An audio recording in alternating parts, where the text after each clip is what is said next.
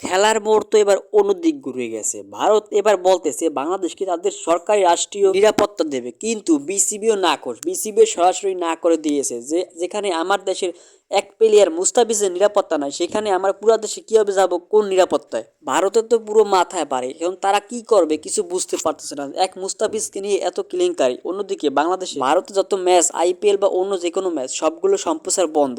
তাদের একদিকে অর্থের লস, অন্যদিকে তাদের মাথায় বাড়ি। যেখানে আইসিসি ইভেন্ট ভারতে করলে অনেক অর্থের লাভ হইতো, এখন যদি শ্রীলঙ্কায় নেয় তাহলে বাংলাদেশের 4টা দল অন্য শ্রীলঙ্কায় যাবে খেলা হবে, এবং এখান থেকেও তাদের মাথায় বাড়ি, তাদের লস। এখন তারা আমাদের বাংলাদেশ টিমকে ইন্ডিয়া খেলার জন্য হাত পা ধরে লাগছে, প্রয়োজনে বিসিবিকে হাত পা ধরতে চায় তারা। এক মুস্তাফিজ কেলেঙ্কারিতে এখন তাদের মাথায় পুরো বাড়ি। শহীদ শরীফ ওসমান হাদির একটা কথা মনে পড়ে, এখন ভারত আমাদের বন্ধুদের সাথে কি হয়েছে, তারা আমাদের সম্পত্তির উপর বাক্য বসাতে পারবে না, অধিকার আদায় করতে পারবে না, আমরা সমানে সমান থাকবো।